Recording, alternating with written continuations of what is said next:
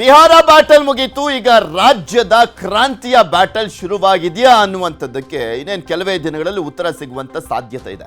ಆ ಕ್ರಾಂತಿ ಸಂಪುಟ ಪುನರ್ರಚನೆಯಿಂದ ಆಗತ್ತಾ ಅಥವಾ ನಾಯಕತ್ವದ ಹಸ್ತಾಂತರ ಅನ್ನುವಂಥದ್ದು, ಅಧಿಕಾರ ಹಸ್ತಾಂತರ ಅನ್ನುವಂಥದ್ದು ನಿಜಕ್ಕೂ ಆಗುತ್ತಾ ಅನ್ನುವಂಥದ್ದು ಉತ್ತರ ಸಿಗಬೇಕಾಗಿದೆ. ರಾಜ್ಯ ಕಾಂಗ್ರೆಸ್ನಲ್ಲಿ ನವೆಂಬರ್ ಕ್ರಾಂತಿ ತುತ್ತಾಯ್ತಾ ಅಥವಾ ಸ್ಟಿಲ್ ಆನಾ ಗೊತ್ತಿಲ್ಲ.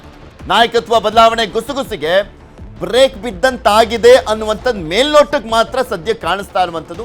ಯಾಕೆ ಬ್ರೇಕ್ ಬಿದ್ದಂತಾಗಿದೆ ಅಂದ್ರೆ ಬಿಹಾರದಲ್ಲಿನ ಹೀನಾಯ ಸೋಲಿನಿಂದಾಗಿ ಸದ್ಯಕ್ಕೆ ಅದರ ಮಾತುಕತೆನೇ ಬೇಡ ಅಂತ ಏನಾದರೂ ಸೈಲೆಂಟ್ ಆಗಿಬಿಟ್ಟಿದಾರ ಗೊತ್ತಿಲ್ಲ. ಸಿಎಂ ಸಿದ್ದರಾಮಯ್ಯ ಕುರ್ಚಿ ಸದ್ಯಕ್ಕಂತೂ ಸೇಫ್ ಅನ್ನುವಂಥದ್ದು ಮೇಲ್ನೋಟಕ್ಕೆ ಕಾಣಿಸ್ತಾ ಇದೆ. ಸಂಪುಟ ಪುನರ್ರಚನೆ ಮಾಡಲಿಕ್ಕೆ ಸಿಎಂ ಸಿದ್ಧತೆಯನ್ನ ಮಾಡಿಕೊಂಡಿದ್ದಾರೆ. ಹೈಕಮಾಂಡ್ ಸೂಚನೆ ಬೆನ್ನಲ್ಲೇ ಸಿಎಂ ಸರ್ಕಸ್ ಅಂತ. ಹೈಕಮಾಂಡ್ ಸೂಚನೆ ಅಂದ್ರೆ ಇಲ್ಲಿ ರಾಹುಲ್ ಗಾಂಧಿ ಅವರು ಮಾತ್ರ ಅದಕ್ಕೆ ಒಪ್ಪಿಗೆ ಕೊಟ್ಟಿದ್ದಾರೆ ಅಂತ ಹೇಳಲಾಗ್ತಾ ಇದೆ. ಲಿಸ್ಟ್ ರೆಡಿ ಮಾಡಿಕೊಂಡು ಇಂದು ದೆಹಲಿಗೆ ಸಿದ್ದರಾಮಯ್ಯನವರು ಹೋಗ್ತಾ ಇದ್ದಾರಾ ಅಂತ. ಒಂದ್ ಕಡೆ ನರೇಂದ್ರ ಮೋದಿ ಅವರ ಭೇಟಿ, ಇದೇ ಸಂದರ್ಭದಲ್ಲಿ ಎಐಸಿಸಿ ಅಧ್ಯಕ್ಷ ಮಲ್ಲಿಕಾರ್ಜುನ್ ಖರ್ಗೆ ಅವರನ್ನ ಕೂಡ ಭೇಟಿ ಮಾಡಿ ಸಂಪುಟ ಪುನರ್ರಚನೆ ಬಗ್ಗೆ ಅಧಿಕೃತವಾಗಿ ಅವರಿಂದ ಗ್ರೀನ್ ಸಿಗ್ನಲ್ ಪಡ್ಕೊಂಡು ಯಾರಿಗೆ ಯಾರನ್ನ ಒಳಗಡೆ ಕರ್ಕೊಬೇಕು ಅನ್ನುವಂಥದ್ರ ಬಗ್ಗೆ ಚರ್ಚೆ ಆಗುತ್ತಾ ನೋಡ್ಬೇಕಾಗಿದೆ. ಯಾರನ್ನ ಕೈ ಬಿಡ್ತಾರೆ, ಯಾರಿಗೆ ಅವಕಾಶ ಸಿಗುತ್ತೆ, ಯಾವ ಆಧಾರದಲ್ಲಿ ಯಾರನ್ನ ಸೇರಿಸಬೇಕು. ಸಾಕಷ್ಟು ಜಿಲ್ಲೆಗಳಿಗೆ ಅವಕಾಶ ಕೊಟ್ಟಿಲ್ಲ, ಸಾಕಷ್ಟು ಜಾತಿಗಳಿಗೆ ಅವಕಾಶ ಕೊಟ್ಟಿಲ್ಲ, ಸಾಮಾಜಿಕವಾಗಿಯೂ ಕೂಡ ಕೆಲವೊಂದು ಅಲ್ಲಿ ವ್ಯತಿರಿಕ್ತವಾಗಿ ಇರುವಂಥದ್ದು ಆಯ್ಕೆಗಳು. ಸೊ ಹೀಗಾಗಿ ಯಾರಿಗೆಲ್ಲ ಅವಕಾಶ ಕೊಡ್ತಾರೆ ಕಾದ್ ನೋಡ್ಬೇಕಾಗಿದೆ. ಖರ್ಗೆ ಕೆಸಿವಿ ಸುರ್ಜೇವಾಲಾ ಜೊತೆ ಇಂದು ಚರ್ಚೆಯನ್ನ ಮಾಡಲಾಗುತ್ತೆ. ಲಿಸ್ಟ್ ಫೈನಲ್ ಮಾಡಿ ರಾಹುಲ್ ಗಾಂಧಿಗೆ ರವಾನೆಯನ್ನ ಮಾಡಲಾಗುತ್ತೆ ಅಂತ ಹೇಳಲಾಗ್ತಾ ಇದೆ. ಸಚಿವರಿಗೆ ಎಲ್ಲದಕ್ಕೂ ಕೂಡ ಸಿದ್ಧರಾಗಿರುವಂತೆ ಸಂದೇಶ ಅಂತ ಹೇಳಲಾಗ್ತಾ ಇದೆ. ಅಧಿವೇಶನದ ನಂತರ ಪುನರ್ರಚನೆ ಮಾಡ್ತಾರೋ ಅಥವಾ ತುರ್ತಾಗಿ ಸಂಪುಟ ಪುನರ್ರಚನೆ ಮಾಡ್ತಾರೋ ವರಿಷ್ಠರ ಜೊತೆ ಸಭೆ ಬಳಿಕ ಅಂತಿಮ ನಿರ್ಧಾರವನ್ನ ಕೈಗೊಳ್ಳಲಾಗುತ್ತೆ.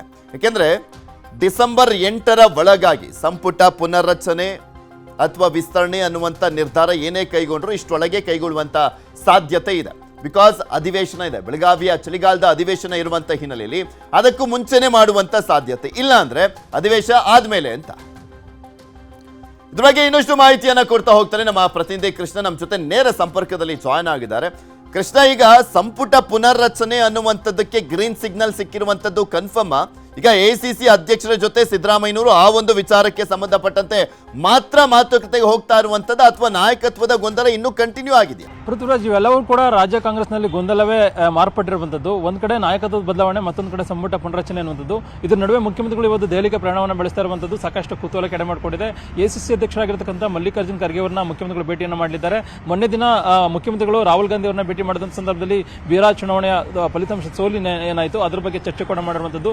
ಮತ್ತೆ ಸಂಪುಟ ಪುನರ್ರಚನೆ ವಿಚಾರವಾಗಿ ಅಲ್ಲಿ ಪ್ರಸ್ತಾಪ ಮಾಡಿದ ಸಂದರ್ಭದಲ್ಲಿ ರಾಹುಲ್ ಗಾಂಧಿ ಅವರು ಮುಖ್ಯಮಂತ್ರಿಗಳಿಗೆ ಸಲಹೆಗಳನ್ನು ಕೊಟ್ಟಿರುವಂತದ್ದು. ಮಲ್ಲಿಕಾರ್ಜುನ್ ಖರ್ಗೆ, ಸುರ್ಜೇವಾಲಾ, ಅದ್ರ ಜೊತೆಗೆ ಕೆಸಿ ವೇಣುಗೋಪಾಲ್ ಅವರ ಜೊತೆಗೆ ಚರ್ಚೆ ಮಾಡಿ ಒಂದು ತೀರ್ಮಾನ ತೆಗೆದುಕೊಳ್ಳಿರುವಂತದ್ದು. ಆ ಕಾರಣಕ್ಕೋಸ್ಕರವಾಗಿಯೇ ಇವತ್ತು ಮುಖ್ಯಮಂತ್ರಿಗಳು ದೆಹಲಿಗೆ ಹೋದಂತ ಸಂದರ್ಭದಲ್ಲಿ ನರೇಂದ್ರ ಮೋದಿ ಅವರನ್ನ ಭೇಟಿ ಮಾಡಿ ರಾಜ್ಯದ ಅಭಿವೃದ್ಧಿ ವಿಚಾರ ಬಗ್ಗೆ ಚರ್ಚೆ ಮಾಡುವಂತದ್ದು ಒಂದು ಭಾಗ ಆದರೆ, ಮತ್ತೊಂದು ಕಡೆ ಎಸಿಸಿ ಅಧ್ಯಕ್ಷರಾಗಿರ್ತಕ್ಕಂಥ ಮಲ್ಲಿಕಾರ್ಜುನ್ ಖರ್ಗೆ ಅವರ ಜೊತೆ ಚರ್ಚೆ ಮಾಡೋದ್ರ ಮುಖಾಂತರವಾಗಿ ಒಂದು ಸಂಪುಟ ಪುನರ್ರಚನೆ ವಿಚಾರವಾಗಿ ಒಂದು ಅಂತಿಮವಾದ ನಿಲುವನ್ನು ತೆಗೆದುಕೊಳ್ಳುವಂತೆ ಕೂಡ ಮುಖ್ಯಮಂತ್ರಿಗಳು ಮುಂದಾಗಿರುವಂತದ್ದು. ಈಗಾಗಲೇ ಮುಖ್ಯಮಂತ್ರಿಗಳು ಒಂದಷ್ಟು ಪಟ್ಟಿಗಳು ಕೂಡ ರೆಡಿ ಮಾಡ್ಕೊಂಡಿರುವಂತದ್ದು. ಯಾರನ್ನೆಲ್ಲ ಸಂಪುಟಕ್ಕೆ ಸೇರ್ಪಡೆ ಮಾಡ್ಕೊಡ್ಬೇಕು, ಯಾರನ್ನೆಲ್ಲ ಕೈ ಬಿಡಬೇಕು ಅನ್ನುವಂಥದ್ದು, ಹೊಸ ಮುಖಗಳಿಗೆ ಅವಕಾಶ ಮಾಡಿಕೊಡುವ ನಿಟ್ಟಿನಲ್ಲಿ ಮುಖ್ಯಮಂತ್ರಿಗಳು ಚಿಂತನೆಯನ್ನು ಕೂಡ ಮಾಡಿರುವಂತದ್ದು. ಮತ್ತು 2.5 ವರ್ಷಗಳಲ್ಲಿ ಯಾರ ಮೇಲೆ ಭ್ರಷ್ಟಾಚಾರ ಇದೆ, ಯಾರ ಕಾರ್ಯ ಸಾಧನೆ ಅತೃಪ್ತಿ ಇದೆ ಅಂತವ್ರನ್ನ ಕೈ ಬಿಡುವಂತದ್ದು, ಮತ್ತೆ ಮುಂದಿನ ವಿಧಾನಸಭಾ ಚುನಾವಣೆಯನ್ನು ಗೆಲ್ಲುವಂತ ನಿಟ್ಟಿನಲ್ಲಿ ಮತ್ತೆ ಜಾತಿವಾರ ಆಗಿರ್ಬೋದು, ಮತ್ತೆ ಜಿಲ್ಲಾವಾರು ಆಗಿರ್ಬೋದು, ಮತ್ತೆ ಅಲ್ಲಿ ಸಮುದಾಯವಾರು ಆಗಿರ್ಬೋದು, ಅವರಿಗೆ ಒಂದು ಮಾನ್ಯತೆಯನ್ನು ಕೊಡೋದ್ರ ಮುಖಾಂತರವಾಗಿ ಬರ್ತಕ್ಕಂಥ ದಿನಗಳಲ್ಲಿ ಕೂಡ ಕಾಂಗ್ರೆಸ್ ಪಕ್ಷವನ್ನು ಗೆಲ್ಲಿಸುವಂತ ನಿಟ್ಟಿನಲ್ಲಿ ಯಾರಿಗೆ ಸಮರ್ಥ ಇದೆ ಅಂತವರಿಗೆ ಶಾಸಕರಿಗೆ ಅವಕಾಶ ಮಾಡಿಕೊಡುವಂತ ನಿಟ್ಟಿನಲ್ಲಿ ಕೂಡ ಮುಖ್ಯಮಂತ್ರಿಗಳು ಪ್ಲಾನ್ ಅನ್ನು ರೂಪಿಸಿರುವಂತದ್ದು. ಇದೀಗ ಪಟ್ಟಿಯನ್ನು ತೆಗೆದುಕೊಳ್ಳೋದ್ರ ಮುಖಾಂತರವಾಗಿ ಮುಖ್ಯಮಂತ್ರಿಗಳು ದೆಹಲಿಗೆ ಹೋಗ್ತಾ ಇದ್ದಾರೆ. ದೆಹಲಿಗೆ ಮಲ್ಲಿಕಾರ್ಜುನ್ ಖರ್ಗೆ ಅವರನ್ನ ಭೇಟಿ ಮಾಡಿದ ಸಂದರ್ಭದಲ್ಲಿ ಸಂಪುಟ ಪುನರ್ರಚನೆ ವಿಚಾರವಾಗಿ ಒಂದು ಚರ್ಚೆ ಮಾಡೋದ್ರ ಮುಖಾಂತರವಾಗಿ ಇಲ್ಲ ಒಂದ್ ಕಡೆ ಮುಖ್ಯಮಂತ್ರಿಗಳು ಒಂದಷ್ಟು ಪ್ಲಾನ್ ಅನ್ನು ರೂಪಿಸಿರುವಂತದ್ದು. ಸಂಪುಟ ಪುನರ್ರಚನೆ ಆಯಿತು ಅಂತಂದ್ರೆ ಅಲ್ಲಿಗೆ ತಮ್ಮ ಕುರ್ಚಿ ಸೇಫ್ ಅನ್ನುವಂಥದ್ದು. ಆ ಒಂದು ಲೆಕ್ಕಾಚಾರದ ಆಧಾರದ ಮೇಲೆ ಮುಖ್ಯಮಂತ್ರಿಗಳು ಸಂಪುಟ ಪುನರ್ರಚನೆ ವಿಚಾರವಾಗಿ ತರಾತುರಿಯಲ್ಲಿ ಒಂದು ನಿರ್ಧಾರಕ್ಕೆ ಮುಂದಾಗಿರುವಂತದ್ದು. ಚಳಿಗಾಲದ ಅಧಿವೇಶನದ ಬಳಿಕವಾಗಿ ಸಂಪುಟ ಪುನರ್ರಚನೆ ಆಗುತ್ತೆ ಅನ್ನೋ ಒಂದು ಮಾತುಗಳು ಕೂಡ ಕಾಂಗ್ರೆಸ್ ವಲಯದಲ್ಲಿ ಕೇಳಿ ಬರ್ತಾ ಇತ್ತು. ಯಾವಾಗ ಡಿಸಿಎಂ ಡಿ ಕೆ ಶಿವಕುಮಾರ್ ದೆಹಲಿಯಲ್ಲಿ ಕುಳಿತುಕೊಂಡು ಈಗ ತಮ್ಮ ಕಾರ್ಯತಂತ್ರವನ್ನು ಶುರು ಮಾಡಿದ್ದಾರೆ, ಅದ್ರ ಜೊತೆಗೆ ಸಂಪುಟ ಪುನರ್ರಚನೆಗೆ ಕೊಕ್ಕೆ ಹಾಕೋದ್ರ ಮುಖಾಂತರವಾಗಿ ತಮ್ಮ ಮುಖ್ಯಮಂತ್ರಿ ಸ್ಥಾನವನ್ನು ಪಡೆದುಕೊಳ್ಳುವಂತ ನಿಟ್ಟಿನಲ್ಲಿ ಕಸರತ್ತನ್ನು ಮಾಡಿದ್ದಾರೆ. ಇದೀಗ ಮುಖ್ಯಮಂತ್ರಿಗಳು ಎಚ್ಚೆತ್ತುಕೊಂಡಿರತಕ್ಕಂಥ ಮುಖ್ಯಮಂತ್ರಿಗಳು ಯಾವುದೇ ಕಾರಣಕ್ಕೂ ಕೂಡ ಅದಕ್ಕೆ ಅವಕಾಶ ಮಾಡಿಕೊಡಬಾರದು, ಸಂಪುಟ ಪುನರ್ರಚನೆ ಮಾಡೋದ್ರ ಮುಖಾಂತರವಾಗಿ ತಮ್ಮ ಸ್ಥಾನವನ್ನು ಭದ್ರಪಡಿಸಿಕೊಳ್ಳಬೇಕು ಅನ್ನೋ ನಿಟ್ಟಿನಲ್ಲಿ ಕೂಡ ಮುಖ್ಯಮಂತ್ರಿಗಳು ದೆಹಲಿಗೆ ಹೋಗ್ತಾ ಇದ್ದಾರೆ. ನೋಡಬೇಕಾಗುತ್ತೆ, ಖರ್ಗೆ ಅವರನ್ನ ಭೇಟಿ ಮಾಡಿದ ಸಂದರ್ಭದಲ್ಲಿ ಮುಖ್ಯಮಂತ್ರಿಗಳು ಪ್ರಸ್ತಾಪ ಆದ ಸಂದರ್ಭದಲ್ಲಿ ಅದಕ್ಕೆ ಆ ಒಂದು ಸಭೆಯಲ್ಲೂ ಕೂಡ ಡಿಸಿಎಂ ಡಿ ಕೆ ಶಿವಕುಮಾರ್ ಕೂಡ ಉಪಸ್ಥಿತರಿರ್ತಾರೆ. ಅಂತ ಸಂದರ್ಭದಲ್ಲಿ ಡಿಸಿಎಂ ಡಿ ಕೆ ಶಿವಕುಮಾರ್ ಹೇಳಿದಂತ ಸಂದರ್ಭದಲ್ಲಿ ಸಂಪುಟ ಪುನರ್ರಚನೆಗೆ ಬ್ರೇಕ್ ಬೀಳುತ್ತಾ ಅಥವಾ ನಾಯಕತ್ವ ಬದಲಾವಣೆ ವಿಚಾರವಾಗಿ ಏನಾದರೂ ಹೈಕಮಾಂಡ್ ನಾಯಕರು ಮನಸ್ಸನ್ನು ಮಾಡುತ್ತಾ? ಈಗ ಸಾಕಷ್ಟು ಪ್ರಶ್ನೆಗಳಿದೆ, ನೋಡ್ಬೇಕಾಗುತ್ತೆ. ರಾಹುಲ್ ಮಲ್ಲಿಕಾರ್ಜುನ್ ಖರ್ಗೆ ಭೇಟಿ ಮಾಡಿದ ಸಂದರ್ಭದಲ್ಲಿ ಏನೆಲ್ಲ ಬೆಳವಣಿಗೆಗಳಾಗುತ್ತೆ ಅನ್ನುವಂಥದ್ದು. ಪೃಥ್ವಿರಾಜ್, ಓಕೆ, ನೋಡೋಣ ಏನಾಗುತ್ತೆ ಅಂತ. ಹಾಗೆ ಸಂಪರ್ಕದಲ್ಲಿ ಕೃಷ್ಣ, ಮತ್ತಷ್ಟು ಮಾಹಿತಿ ನಾ ಪಡ್ಕೊಳ್ತಾ ಹೋಗ್ತೀನಿ. ಇನ್ನ ಸಿದ್ದರಾಮಯ್ಯ ಸಿಎಂ ಕುರ್ಚಿ ಸೇಫ್ ಆಗಿದೆಯಾ ಅನ್ನುವಂಥದ್ದು ಮೇಲ್ನೋಟಕ್ಕೆ ಎಲ್ಲೋ ಒಂದ್ ಕಡೆ ಹೌದು ಅನ್ನೋದಾದ್ರೂ ಕೂಡ ಒಳಗೊಳಗೆ ಸಾಕಷ್ಟು ಲೆಕ್ಕಾಚಾರಗಳು ಆಗ್ತಾ ಇರುವಂಥದ್ದು. ಬಿಕಾಸ್ ಕಾಂಗ್ರೆಸ್ ನಲ್ಲಿ ಕನ್ಫ್ಯೂಷನ್ಸ್ ಇದೆ, ಕ್ಲಾರಿಫಿಕೇಶನ್ ಕೂಡ ಸಿಗ್ತಾ ಇಲ್ಲ. ಮತ್ತೆ ಯಾರು ಇಲ್ಲಿ ಕನ್ವಿನ್ಸ್ ಆದ್ರು, ಯಾರನ್ನ ಕನ್ವಿನ್ಸ್ ಮಾಡ್ಲಾಯ್ತು, ಇದೆಲ್ಲ ಪ್ರಶ್ನೆಗಳು ಕಾಡ್ತಾ ಇರುವಂಥದ್ದು. ಆದ್ರೆ DCM DK ಶಿವಕುಮಾರ್ ಅವರು ಮಾತ್ರ ತಮ್ಮ ಪಟ್ಟನ್ನ ಸಡಿಲಿಸಿಲ್ಲ ಅನ್ನುವಂಥದ್ದು ಮೇಲ್ನೋಟಕ್ಕೆ ಕಾಣಿಸ್ತಾ ಇದೆ. ಬಿಕಾಸ್ ಸ್ಟಿಲ್ ದೆಹಲಿಯಲ್ಲೇ ಇದ್ದಾರೆ DK ಶಿವಕುಮಾರ್ ಅವರು ದೆಹಲಿಗೆ ಹೋಗಿ 2 ದಿನ ಆಯ್ತು, ದೆಹಲಿಯಲ್ಲೇ ಬೀಡು ಬಿಟ್ಟಿದ್ದಾರೆ. ಉಪಮುಖ್ಯಮಂತ್ರಿ KPCC ಅಧ್ಯಕ್ಷರಾಗಿರುವಂತ DK ಶಿವಕುಮಾರ್ KPCC ಅಧ್ಯಕ್ಷ ಸ್ಥಾನ ಉಳಿಸಿಕೊಳ್ಳಲಿಕ್ಕೆ ಸರ್ಕಸ್ ಅಂತ ಹೇಳಲಾಗ್ತಾ ಇದೆ. ಬಟ್ ಅವ್ರನ್ನ ಡಿಸ್ಟರ್ಬ್ ಮಾಡುವಂಥದ್ದು ಸಾಧ್ಯತೆ ಕಡಿಮೆನೆ ಅಂತಾನೆ ಮೇಲ್ನೋಟ ಕಾಣಿಸ್ತಾ ಇರುವಂಥದ್ದು. ಬಿಕಾಸ್ ಅವ್ರನ್ನ ಕಂಟಿನ್ಯೂ ಮಾಡೋದಾದ್ರೆ ಮುಖ್ಯಮಂತ್ರಿಗಳನ್ನ, ಸೊ KPCC ಅಧ್ಯಕ್ಷರನ್ನು ಕೂಡ ಕಂಟಿನ್ಯೂ ಮಾಡುವಂತ ಎಲ್ಲ ಸಾಧ್ಯತೆ ಇದೆ ಅಂತ ಹೇಳಲಾಗ್ತಾ ಇತ್ತು. CM ಸ್ಥಾನದ ಬಗ್ಗೆ ಸ್ಪಷ್ಟತೆ ಕೇಳಲಿಕ್ಕೆ DK ಶಿವಕುಮಾರ್ ಪ್ರಯತ್ನವನ್ನ ಪಟ್ಟಿದ್ದಾರೆ. CM ಮುಂದೆನೆ ಸ್ಪಷ್ಟತೆ ಪಡೆಯುವಂತ ತಂತ್ರ ಅಂತ. ಆದರೆ DK ಶಿವಕುಮಾರ್ ಅವರ ಮಾತುಗಳ ಲೆಕ್ಕಾಚಾರ ಈ ಹಿಂದಿನದ್ದು ಗಮನಿಸೋದಾದ್ರೆ ಅಧಿಕಾರ ಹಂಚಿಕೆ ಅನ್ನುವಂಥ ಸೂತ್ರ ಹೆಣೆಯಲಾಗಿದೆ. ಆದರೆ ಯಾವಾಗ ಅನ್ನುವಂಥದ್ರ ಬಗ್ಗೆ ಕ್ಲಾರಿಟಿ ಸಿಗ್ತಾ ಇಲ್ಲ ಅವ್ರಿಗೆ. 2.5 ವರ್ಷ ಅನ್ನುವಂಥದ್ರ ಬಗ್ಗೆ ಏನಾದರೂ ಒಪ್ಪಿಗೆ ಆಗಿತ್ತಾ, ಅಥವಾ 3-2 ಅನ್ನುವಂಥದ್ದು ಆಗಿತ್ತಾ ಗೊತ್ತಿಲ್ಲ. ಆದರೆ ಅಧಿಕಾರ ಹಂಚಿಕೆ ಅನ್ನುವಂಥದ್ದು ಆಗಿದೆ ಅನ್ನುವಂಥದ್ದು ಅವ್ರ ಮಾತುಗಳಲ್ಲಂತೂ ಸ್ಪಷ್ಟವಾಗಿ ಗೊತ್ತಾಗ್ತಾ ಇತ್ತು. ಈಗ CM ಆಗಿದ್ರೆ ಮುಂದೆ ಯಾವಾಗ ನನ್ನನ್ನು ಮಾಡ್ತೀರಾ ನೆನಪಿಸುವಂತ ಕೆಲಸವನ್ನ DK ಶಿವಕುಮಾರ್ ದೆಹಲಿಯಲ್ಲಿ ಕೂತ್ಕೊಂಡು ಮಾಡ್ತಾ ಇದ್ದಾರಾ? CM ಜೊತೆಗೆ ಇಂದು ವರಿಷ್ಠರ ಭೇಟಿಗೆ ನಿರ್ಧಾರವನ್ನ ಮಾಡಿದ್ದಾರೆ ಅಂತ ಹೇಳಲಾಗ್ತಾ ಇದೆ. ಆಪ್ತರಿಗೆ ಸಂಪುಟದಲ್ಲಿ ಹೆಚ್ಚಿನ ಸ್ಥಾನ ಕೊಡಿಸುವಂತ ತಂತ್ರ ಅಂತ ಹೇಳಲಾಗ್ತಾ ಇದೆ. ಅಕಸ್ಮಾತ್ ಓಕೆ ಅಪ್ಪ, ಈ ಸಂದರ್ಭದಲ್ಲಿ ಸುಮ್ಮನಾಗ್ಬಿಡೋಣ, ನೆಕ್ಸ್ಟ್ ಮಾಡೋದಾದ್ರೆ ಯಾವಾಗ ಮಾಡ್ತೀರಾ ಅದಕ್ಕೊಂದು ಕ್ಲಾರಿಟಿ ಕೊಟ್ಬಿಡಿ, ಅಥವಾ ಭರವಸೆ ಕೊಟ್ಬಿಡಿ. ಯಾಕೆಂದ್ರೆ ಬಿಹಾರದ ರಿಸಲ್ಟ್ ಮೇಲೆ ನಮ್ಮ ಅಧಿಕಾರ ಹಂಚಿಕೆ ಸೂತ್ರ ಅನ್ನುವಂಥದ್ದೇನು ಡಿಪೆಂಡ್ ಆಗಿಲ್ಲ ಅಲ್ವಾ ಅನ್ನುವಂಥದ್ರ ಬಗ್ಗೆನೂ ಕೂಡ ಏನಾದರೂ ಮಾತನಾಡಿದ್ದಾರಾ ಗೊತ್ತಿಲ್ಲ. ಇನ್ನು KPCC ಅಧ್ಯಕ್ಷ ಸ್ಥಾನಕ್ಕೆ ರಾಜೀನಾಮೆ ನೀಡಲ್ಲ, ನಾನು ಫಿಟ್ ಅಂಡ್ ಫೈನ್, ರಾಜೀನಾಮೆ ನೀಡಲ್ಲ, ನಾನು ಸಮರ್ಥವಾಗಿದ್ದೇನೆ, ನಾನು ಪಕ್ಷದ ಶಿಸ್ತಿನ ಸಿಪಾಯಿ ಅಂತ DK ಶಿವಕುಮಾರ್ ಅವರು ಹೇಳಿದ್ದಾರೆ. DK ಶಿವಕುಮಾರ್ ಅವರ ಪಕ್ಷದ ಶಿಸ್ತಿನ ಬಗ್ಗೆ ಯಾರು ಬೊಟ್ ಮಾಡಿ ತೋರಿಸ್ಲಿಕ್ಕೆ ಸಾಧ್ಯನೇ ಇಲ್ಲ. ಯಾರಾದರೂ ಒಬ್ರು ತುಂಬಾ ನಿಯತ್ತಿನಿಂದ ನಿಷ್ಠೆಯಿಂದ ಪಕ್ಷಕ್ಕೋಸ್ಕರ ನಾಯಕರಿಗೋಸ್ಕರ ಇದ್ದಾರೆ ಅಂದ್ರೆ ಇಟ್ಸ್ ನನ್ ಅದರ್ ದನ್ DK ಶಿವಕುಮಾರ್ ಅವರು. ಅವ್ರ ಪಕ್ಷ ನಿಷ್ಠೆ ಬಗ್ಗೆ ಯಾರು ಪ್ರಶ್ನೆ ಮಾಡಂಗೇ ಇಲ್ಲ. ಆದರೆ ಅದನ್ನು ಮತ್ತೊಮ್ಮೆ ಮಾತನಾಡಿದ್ದಾರೆ, ಪಕ್ಷವನ್ನ ನಾನು ಬ್ಲಾಕ್ ಮೇಲ್ ಮಾಡಲ್ಲ, ನಾನು ಪಕ್ಷವನ್ನ ಕಷ್ಟಪಟ್ಟು ಕಟ್ಟಿ ಬೆಳೆಸಿದ್ದೇನೆ. ನೋ ಡೌಟ್ ಕಾಂಗ್ರೆಸ್ ಪಕ್ಷ ಇವತ್ತು ರಾಜ್ಯದಲ್ಲಿ ಅಧಿಕಾರದಲ್ಲಿದೆ ಅಂದ್ರೆ ಅದಕ್ಕೆ ಬಹುದೊಡ್ಡ ಪಾತ್ರವನ್ನು ವಹಿಸಿರುವಂತವರು DK ಶಿವಕುಮಾರ್ ಅವರು ಅಂತ ಹೇಳಿದ್ರು ತಪ್ಪಾಗ್ಲಿಕ್ಕಿಲ್ಲ.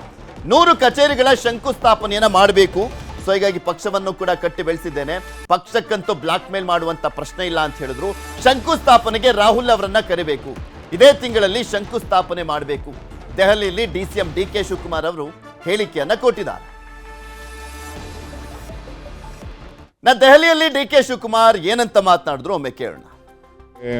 Mentally health, physically health, political health ಎಲ್ಲ ಕರೆಕ್ಟಾಗಿದೆ. ನಾನ್ಯಾಕೆ ರಾಜೀನಾಮೆ ಕೊಡ್ತೀನಿ ಅಂತ ಹೇಳಿ ಆ ಸಂದರ್ಭ ಏನೂ ಉದ್ಭವ ಆಗಲಿಲ್ಲ. ಎಲ್ಲಿವರೆಗೂ ಕಾಂಗ್ರೆಸ್ಸಲ್ಲಿ ಯಾವ ಸ್ಥಾನದಲ್ಲಿ ಕೆಲಸ ಮಾಡಿ ಹೋಗ್ತಾರೆ ಅಲ್ಲಿವರೆಗೂ ನಾನು ಒಬ್ಬ ಶಿಸ್ತಿನ ಸಿಪಾಯಿನಂತೆ ಮಾಡ್ಕೊಂಡು ಹೋಗೋನು. ಯಾವ ಕಾರಣಕ್ಕೂ ಕಾಂಗ್ರೆಸ್ ಪಾರ್ಟಿಗೆ ಬ್ಲ್ಯಾಕ್ ಮೇಲ್ ಮಾಡೋನಲ್ಲ. ಪಾರ್ಟಿ ಕಟ್ಟಿರೋ ನಾನು ಹಗಲು ರಾತ್ರಿ ಪಕ್ಷನ ಕಟ್ಟಿದ್ದೀನಿ, ದುಡ್ದಿದ್ದೀನಿ, ಮುಂದಕ್ಕೂ ಕಟ್ತೀವಿ, ಮುಂದಕ್ಕೂ ಅಧಿಕಾರ ಬರ್ತದೆ. ಅದಕ್ಕೇನು ಬೇಕೋ ನಾವು ಮಾಡೋ ನಾನು. ಸೊ ಅದರಿಂದ ಯಾರು ನಿಮ್ಗೆ ಅದು ಇದು ಅಂತ ನೀವು ಚಿಂತೆ ಮಾಡೋದು ಬೇಡ. ನಾನು ಈಗ ಡಿಸೆಂಬರ್ ಒಳಗಡೆ ನಾನು ಭೂಮಿ ಪೂಜೆ ಮಾಡಲೇಬೇಕು 100 ಕಾಂಗ್ರೆಸ್ ಕಚೇರಿಗೆ.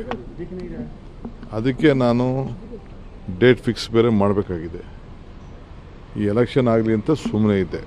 ಯಾವುದಾದ್ರು ಒಂದು ಶನಿವಾರ ಭಾನುವಾರ ಬಂದ್ ಮಾಡಿ, ಯಾಕೆ ನನಗೆ ರಾಹುಲ್ ಗಾಂಧಿಯವರು ಬಂದ್ ಮಾಡಬೇಕು ಅಂತ ನನ್ನ ಆಸೆ. ಅವರಿಬ್ಬರು ಬಂದು ಭೂಮಿ ಪೂಜೆ ಮಾಡಬೇಕು. ದುಡ್ಡು ಬೇರೆ ಕಟ್ತಾ ಇದ್ದೀನಿ ಕಾರ್ಪೊರೇಷನ್ಗೆ, 2,30,00,000 ಬರೀ ಪ್ಲ್ಯಾನ್ ಸ್ಯಾಂಕ್ಷನ್ಗೆ ಕಟ್ತಾ ಇದ್ದೀನಿ ಬೆಂಗಳೂರಲ್ಲಿ. ರಾಮಲಿಂಗಾರೆಡ್ಡಿ ಅವರು ಬೆಂಗಳೂರು ಆಫೀಸ್ನ ಅವ್ರ ಲೀಡರ್ಶಿಪ್ಪಲ್ಲಿ ಇನ್ನೊಂದು ಆಫೀಸ್ ಅವ್ರು ಕಟ್ತಾ ಇದ್ದಾರೆ. ಇದನ್ನು ಹಳೆ ಆಫೀಸ್ ಕಟ್ತಾ ಇದ್ವಿ. ಸುಮಾರು 75-80 ಕಡೆ ಹಳೆ ಜಾಗಗಳು ರೆಡಿ ಆಗಿಬಿಟ್ಟಿದೆ. ಎಲ್ಲ ಪ್ಲ್ಯಾನ್ಗಳೆಲ್ಲ ಮಾಡ್ಕೊಳ್ಳಿ ಅಂತ ಹೇಳಿದ್ದೀನಿ. ಇದ್ರ ಬಗ್ಗೆ ಇನ್ನಷ್ಟು ಮಾಹಿತಿಯನ್ನ ಕೊಡ್ತಾ ಹೋಗ್ತಾರೆ ನಮ್ಮ ಪ್ರತಿನಿಧಿ ಕೃಷ್ಣ ನಮ್ಮ ಜೊತೆ ನೇರ ಸಂಪರ್ಕದಲ್ಲೇ ಇದ್ದಾರೆ. ಕೃಷ್ಣ, ಶಂಕುಸ್ಥಾಪನೆಗೆ ಡೇಟ್ ಫಿಕ್ಸ್ ಮಾಡ್ಲಿಕ್ಕೆ ಹೋಗಿದ್ದೇನೆ ಅಂತ ಹೇಳ್ತಾ ಇದ್ರು ಅವ್ರು, ರಾಹುಲ್ ಗಾಂಧಿ ಅವ್ರು ಬರಬೇಕು ಅಂತ. ಈ ಡೇಟ್ ಫಿಕ್ಸ್ ಯಾವ ಕಾರಣಕ್ಕೆ ಅನ್ನುವಂಥದ್ದು ಗೊತ್ತಾಗ್ತಾರೆ. ಇಲ್ಲಿ ಅವರ ಈ ಹಿಂದಿನ ಮಾತುಗಳನ್ನ ಗಮನಿಸೋದಾದ್ರೆ ಅಧಿಕಾರ ಹಂಚಿಕೆಯ ಸೂತ್ರ ಹೆಣೆದಿರುವಂಥದ್ದು ಪಕ್ಕಾ ಅನ್ನುವಂಥದ್ದು ಸ್ಪಷ್ಟವಾಗಿ ಗೊತ್ತಾಗ್ತಾ ಇತ್ತು. ಮೇ ಬಿ ಈಗ ನೀವು ಮುಂದೂಡಿಕೆ ಮಾಡೋದೇ ಆದ್ರೆ ನೆಕ್ಸ್ಟ್ ಯಾವಾಗ ಕೊಡ್ತೀರಿ ಅನ್ನುವಂಥದ್ರ ಬಗ್ಗೆ ಒಂದು ಕ್ಲಾರಿಟಿಯನ್ನ ಪಡ್ಕೊಳ್ಳೋಕೆ ಮುಂದಾಗಿದ್ದಾರಾ? ಬಿಕಾಸ್ ಪೊಲಿಟಿಕಲಿ ಮೆಂಟಲಿ ನಾನು ತುಂಬಾ ಸಮರ್ಥವಾಗಿದ್ದೀನಿ, ಸದೃಢವಾಗಿದ್ದೀನಿ ಅನ್ನುವಂಥ ಮೆಸೇಜ್ ಅನ್ನ ಕೂಡ ಕೊಡ್ತಾ ಇದ್ದಾರೆ. ಖಂಡಿತವಾಗ್ಲೂ ಪೃಥ್ವಿರಾಜ್, ಅಧಿಕಾರ ಹಂಚಿಕೆ ಅನ್ನೋ ಒಂದು ವಿಚಾರ ಸಾಕಷ್ಟು ಗೊಂದಲಕ್ಕೀಡಾದಂಥ ಸಂದರ್ಭದಲ್ಲಿ ಡಿ.ಸಿ.ಎಂ. ಡಿ.ಕೆ. ಶಿವಕುಮಾರ್ ಅವರು ಎಲ್ಲೊಂದು ಕಡೆ ಪಕ್ಷದ ನಿಷ್ಠೆಯನ್ನು ಮಾತಾಡ್ತಾ ಇರುವಂಥದ್ದು ಇದು ಸಾಕಷ್ಟು ಲೆಕ್ಕಾಚಾರದಿಂದ ಕೂಡಿರುವಂಥದ್ದು. ಯಾಕಂದ್ರೆ ಡಿ.ಸಿ.ಎಂ. ಡಿ.ಕೆ. ಶಿವಕುಮಾರ್ ಅಂದ್ರೆ ಪಕ್ಷ ಅಂದ್ರೆ ಡಿ.ಸಿ.ಎಂ. ಡಿ.ಕೆ. ಶಿವಕುಮಾರ್ ಅನ್ನುವಂಥದ್ದು ಕಾಂಗ್ರೆಸ್ ವಲಯದಲ್ಲಿ ಈಗ ದೊಡ್ಡ ಮಟ್ಟದಲ್ಲಿ ಕೇಳಿ ಬಂದಿದೆ. ಇಂತಹ ಸಂದರ್ಭದಲ್ಲಿ ಬ್ಲಾಕ್ ಮೇಲ್ ಮಾಡುವಂತ ನಾಯಕನಲ್ಲ ಅನ್ನೋ ಮಾತನ್ನು ಹೇಳೋದ್ರ ಮುಖಾಂತರವಾಗಿ ಇಲ್ಲೇ ಒಂದು ಕಡೆ ತಮ್ಮ ವಿರೋಧಿ ಬಣಕ್ಕೂ ಕೂಡ ಒಂದು ರೀತಿ ಕೌಂಟರ್ನ ಡಿ.ಸಿ.ಎಂ. ಡಿ.ಕೆ. ಶಿವಕುಮಾರ್ ಕೊಡ್ತಾ ಇರುವಂಥದ್ದು. ಈಗಾಗಲೇ ಎಲ್ಲ ಒಂದು ಕಡೆ ಡಿ.ಸಿ.ಎಂ. ಡಿ.ಕೆ. ಶಿವಕುಮಾರ್ಗೆ ಅಧಿಕಾರವನ್ನು ಕೊಟ್ಬಿಟ್ರೆ ಕಾಂಗ್ರೆಸ್ ಸರ್ಕಾರ ಉಳಿಯಲ್ಲ, ಎಲ್ಲೋ ಒಂದು ಕಡೆ ಸಿದ್ದರಾಮಯ್ಯ ಅವರು ಬೇರೆ ಬೇರೆ ಕಾರ್ಯತಂತ್ರವನ್ನು ಮಾಡಬಹುದು ಅನ್ನೋ ಒಂದು ಚರ್ಚೆಗಳು ಕೂಡ ನಡೀತಾ ಇರುವಂತಹ ಸಂದರ್ಭದಲ್ಲಿ ಈ ಒಂದು ಮಾತನ್ನ ಡಿ.ಸಿ.ಎಂ. ಡಿ.ಕೆ. ಶಿವಕುಮಾರ್ ಆಡೋದ್ರ ಮುಖಾಂತರವಾಗಿ ಅವರಿಗೆ ಕೌಂಟರ್ ಅನ್ನು ಕೊಟ್ಟಿರುವಂತದ್ದು. ನಾನೇನಿದ್ರು ಕೂಡ ಪಕ್ಷದ ಪರವಾಗಿ ಮತ್ತೆ ಪಕ್ಷದ ಕಾಂಗ್ರೆಸ್ ಭವನಗಳನ್ನ ನಿರ್ಮಾಣ ಮಾಡುವಂಥದ್ದು, ಅದಕ್ಕೆ ರಾಹುಲ್ ಗಾಂಧಿ ಅವರನ್ನು ಕರೆಸುವಂಥದ್ದು, ಮತ್ತೆ ನನಗೇನೂ ಆಗಿಲ್ಲ, ನಾನು ಸಮರ್ಥವಾಗಿದ್ದೇನೆ ಅನ್ನೋ ಒಂದು ಸಂದೇಶವನ್ನ ಈಗಾಗಲೇ ಡಿ.ಸಿ.ಎಂ. ಡಿ.ಕೆ. ಶಿವಕುಮಾರ್ ಕೊಡ್ತಾ ಇರುವಂತದ್ದು. ಅದ್ರ ಜೊತೆಗೆ ಈಗಾಗಲೇ ಡಿ.ಸಿ.ಎಂ. ಡಿ.ಕೆ. ಶಿವಕುಮಾರ್ ಕಳೆದ 2 ದಿನಗಳನ್ನು ಕೂಡ ದೆಹಲಿಯಲ್ಲಿ ಬೀಡನ್ನು ಬಿಟ್ಟಿದ್ದಾರೆ. ಹೈಕಮಾಂಡ್ ನಾಯಕರನ್ನ ಭೇಟಿ ಮಾಡುವಂತ ನಿಟ್ಟಿನಲ್ಲಿ ಕೂಡ ಪ್ರಯತ್ನವನ್ನ ಮಾಡಿದ್ದಾರೆ. ಮತ್ತೆ ರಾಹುಲ್ ಗಾಂಧಿ ಅವರನ್ನ ಭೇಟಿ ಮಾಡುವಂತ ನಿಟ್ಟಿನಲ್ಲಿ ಕೂಡ ಇವತ್ತು ಮುಂದಾಗಿರುವಂತದ್ದು. ನಿನ್ನೆ ದಿನ ಎಸಿಸಿ ಅಧ್ಯಕ್ಷರಾಗಿರ್ತಕ್ಕಂಥ ಮಲ್ಲಿಕಾರ್ಜುನ್ ಖರ್ಗೆ ಅವರನ್ನ ಭೇಟಿ ಮಾಡೋದ್ರ ಮುಖಾಂತರವಾಗಿ ಭೇಟಿ ಮಾಡಿದ ಸಂದರ್ಭದಲ್ಲಿ ಡಿ.ಕೆ. ಶಿವಕುಮಾರ್ ಆಗಿರ್ಬೋದು ಮತ್ತೆ ಡಿ.ಕೆ. ಶಿವರಾಜ್ ಇಬ್ರು ಒಂದೇ ಮಾತನಾಡಿರುವಂತದ್ದು, ತಮ್ಮ ಸರದಿ ಯಾವಾಗ ಅನ್ನುವಂಥದ್ದು. ಈಗಾಗಲೇ ನಾನು ಪಕ್ಷಕ್ಕಾಗಿ ಕೆಲಸವನ್ನ ಮಾಡಿದ್ದೀನಿ, ಪಕ್ಷ ನಿಷ್ಠೆ ಏನು ಅಂತ ಅನ್ನೋದು ಗೊತ್ತಿದೆ. ಮತ್ತೆ ನಾನಿದ್ದಕ್ಕೆ ಕಾಂಗ್ರೆಸ್ ಕರ್ನಾಟಕದಲ್ಲಿ ಕಾಂಗ್ರೆಸ್ ಅಧಿಕಾರಕ್ಕೆ ಬಂದಿರುವಂತದ್ದು. ಇಂತಹ ಸಂದರ್ಭದಲ್ಲಿ ನಮ್ಮನ್ನ ಪರಿಗಣಿಸೋದು ಯಾವಾಗ ಅನ್ನೋ ಪ್ರಶ್ನೆಯನ್ನು ಮಾಡಿದ ಸಂದರ್ಭದಲ್ಲಿ ಇಲ್ಲೊಂದು ಕಡೆ ಖರ್ಗೆ ಅವರು ಕೂಡ ಮೌನಕ್ಕೆ ಶರಣಾಗಿರುವಂತದ್ದು. ಹಾಗಾಗಿನೇ ಇವತ್ತು ರಾಹುಲ್ ಗಾಂಧಿ ಅವರನ್ನ ಮುಖ್ಯಮಂತ್ರಿಗಳು ಭೇಟಿ ಮಾಡಿದ ಸಂದರ್ಭದಲ್ಲಿ ಏನಾದರೂ ರಾಹುಲ್ ಗಾಂಧಿ ಭೇಟಿಗೆ ಅವಕಾಶ ಮಾಡಿಕೊಟ್ರೆ ಮುಖ್ಯಮಂತ್ರಿಗಳು ಭೇಟಿ ಮಾಡಿದ ಸಂದರ್ಭದಲ್ಲಿ ಡಿ.ಸಿ.ಎಂ. ಡಿ.ಕೆ. ಶಿವಕುಮಾರ್ ಕೂಡ ಅವರನ್ನ ಭೇಟಿ ಮಾಡುವಂತ ನಿಟ್ಟಿನಲ್ಲಿ ಕೂಡ ಮುಂದಾಗಿರುವಂತದ್ದು. ಅಂತಹ ಸಂದರ್ಭದಲ್ಲಿ ಒಂದು ಪವರ್ ಶೇರಿಂಗ್ ವಿಚಾರದಲ್ಲಿ ಈಗಾಗಲೇ ಕಳೆದ 2.5 ವರ್ಷಗಳಿಂದ ಕೂಡ ಪವರ್ ಶೇರಿಂಗ್ ವಿಚಾರ ಚರ್ಚೆ ಕೂಡ ನಡೀತಾ ಇದೆ. ಇಂತಹ ಸಂದರ್ಭದಲ್ಲಿ ಎಲ್ಲೊಂದು ಕಡೆ ಡಿ.ಸಿ.ಎಂ. ಡಿ.ಕೆ. ಶಿವಕುಮಾರ್ ವಿಶ್ವಾಸದಲ್ಲಿದ್ರು, ಪವರ್ ಶೇರಿಂಗ್ ಮಾತಿನಂತೆ ನಡೆದುಕೊಳ್ತಾರೆ, ಅಂತಿಮವಾಗಿ ಹೈಕಮಾಂಡ್ ನಾಯಕರು ಕೂಡ ಹೇಳೋದ್ರ ಮುಖಾಂತರವಾಗಿ ನಮಗೆ ಮುಖ್ಯಮಂತ್ರಿ ಪದವಿಯನ್ನು ಕೊಡಿಸ್ತಾರೆ ಅನ್ನುವಂಥದ್ದು. ಯಾವಾಗ ಮುಖ್ಯಮಂತ್ರಿಗಳು ಇದಕ್ಕೆ ತೆರೆಯುವಂತ ಕೆಲಸವನ್ನು ಮಾಡಿದ್ರು ಅಂದ್ರೆ ಆ ರೀತಿಯಿಂದ ಯಾವುದೇ ರೀತಿಯ ಚರ್ಚೆ ಆಗಿಲ್ಲ, ಮುಖ್ಯವಾಗಿ ಅದ್ರ ಬಗ್ಗೆ ಒಪ್ಪಂದನ ಕೂಡ ಆಗಿಲ್ಲ ಅಂತ ಮಾತನ್ನು ಮುಖ್ಯಮಂತ್ರಿಗಳು ಹೇಳಿದ್ರು. ಅದಾದ ನಂತರವಾಗಿ ನವೆಂಬರ್ 20ನೇ ತಾರೀಕು ಕೂಡ 2.5 ವರ್ಷಗಳ ಸರ್ಕಾರ ಪೂರೈಸ್ತಾ ಇದೆ. ಇಂತಹ ಸಂದರ್ಭದಲ್ಲಿ ಹೇಗಾದ್ರೂ ಮಾಡಿ ಅಧಿಕಾರವನ್ನು ಪಡೆದುಕೊಳ್ಬೇಕು ಅನ್ನೋ ಕಾರಣಕ್ಕೋಸ್ಕರವಾಗಿನೇ ಉಪಮುಖ್ಯಮಂತ್ರಿಗಳು ಈಗ ದೆಹಲಿಯಲ್ಲೇ ಬೀಡುಬಿಟ್ಟು ತಮ್ಮ ಸಹೋದರರ ಜೊತೆಗೂಡಿ ಒಂದು ಕಾರ್ಯತಂತ್ರವನ್ನು ಮಾಡ್ತಾ ಇದ್ದಾರೆ. ಖರ್ಗೆ ಅವರನ್ನು ಭೇಟಿ ಮಾಡಿದ್ದಾರೆ. ಖರ್ಗೆ ಯಾವುದೇ ಕಾರಣಕ್ಕೂ ಕೂಡ ಇದಕ್ಕೆ ಒಂದು ರೀತಿ ಸಕಾರಾತ್ಮಕವಾಗಿ ಸ್ಪಂದಿಸಿಲ್ಲ. ಹೀಗಾಗಿ ರಾಹುಲ್ ಗಾಂಧಿ ಅವರನ್ನ ಭೇಟಿ ಮಾಡೋದ್ರ ಮುಖಾಂತರವಾಗಿ ಇಲ್ಲ ಒಂದ್ ಕಡೆ ಅಧಿಕಾರವನ್ನು ಪಡೆದುಕೊಳ್ಳುವಂತ ನಿಟ್ಟಿನಲ್ಲಿ ಡಿ.ಸಿ.ಎಂ. ಡಿ.ಕೆ. ಶಿವಕುಮಾರ್ ಮುಂದಾಗಿದ್ದಾರೆ. ಇವತ್ತು ಖರ್ಗೆ ಅವರನ್ನ ಮುಖ್ಯಮಂತ್ರಿಗಳು ಭೇಟಿ ಮಾಡಿದ ಸಂದರ್ಭದಲ್ಲೂ ಕೂಡ ಸಂಪುಟ ವಿಚಾರವಾಗಿ ಮುಖ್ಯಮಂತ್ರಿಗಳು ಅದ್ರ ಬಗ್ಗೆ ಚರ್ಚೆ ಮಾಡೋದಕ್ಕೆ ಮುಂದಾಗಿದ್ದಾರೆ. ಆದರೆ ಡಿ.ಸಿ.ಎಂ. ಡಿ.ಕೆ. ಶಿವಕುಮಾರ್ ಮಾತ್ರ ಸಂಪುಟ ಪುನರಚನೆ ಯಾವುದೇ ಕಾರಣಕ್ಕೂ ಮಾಡೋದು ಬೇಡ, ನಾಯಕತ್ವ ಬದಲಾವಣೆ ವಿಚಾರವಾಗಿ ಏನೇ ಹೈಕಮಾಂಡ್ ನಾಯಕರು ಏನು ಒಂದು ಸಂದೇಶವನ್ನು ಕೊಟ್ಟು ನಿರ್ಧಾರ ಮಾಡಿತು ಅದ್ರ ತಕ್ಕಂತೆ ನಡೆದುಕೊಳ್ಳಿ ಅನ್ನೋ ಡಿಮ್ಯಾಂಡ್ ಅನ್ನು ಮಾಡೋದ್ರ ಮುಖಾಂತರವಾಗಿ ಸಂಪುಟ ಪುನರಚನೆಗೆ ಕೊಕ್ಕೆ ಹಾಕಿಸುವಂತ ನಿಟ್ಟಿನಲ್ಲಿ ಡಿ.ಸಿ.ಎಂ. ಡಿ.ಕೆ. ಶಿವಕುಮಾರ್ ಮುಂದಾಗಿದ್ದಾರೆ. ನೋಡಬೇಕಾಗುತ್ತೆ ಡಿ.ಸಿ.ಎಂ. ಡಿ.ಕೆ. ಶಿವಕುಮಾರ್ ಈ ಒಂದು ಪ್ರಯತ್ನ ಎಷ್ಟು ಮಟ್ಟಿಗೆ ವರ್ಕೌಟ್ ಆಗುತ್ತೆ ಅನ್ನುವಂಥದ್ದು. ಇನ್ನೂ ಕೂಡ 2 ದಿನಗಳ ಕಾಲ ಡಿ.ಸಿ.ಎಂ. ಡಿ.ಕೆ. ಶಿವಕುಮಾರ್ ದೆಹಲಿಯಲ್ಲಿ ಉಳಿತಾರೆ ಅನ್ನೋದ್ರ ಕೂಡ ಅವರ ಆಪ್ತ ವಲಯದಲ್ಲಿ ಕೂಡ ಕೇಳಿ ಬರ್ತಾ ಇರುವಂತದ್ದು. ಪೃಥ್ವಿರಾಜ್, ಓಕೆ, ಧನ್ಯವಾದ ಕೃಷ್ಣ ನಿಮ್ಮೆಲ್ಲ ಮಾಹಿತಿಗಾಗಿ. ಇಲ್ಲಿ ಹೈಕಮಾಂಡ್ ಏನ್ ಮಾಡಿದ್ರು ಕೂಡ ಆದೇಶ ಮಾಡ್ಬಿಟ್ಟು ಸಿದ್ದರಾಮಯ್ಯನವರೇ ಇಳಿರಿ ಅಂತ ಹೇಳುವಂತ ಪರಿಸ್ಥಿತಿ ಇಲ್ಲಂತೂ ಇಲ್ಲ.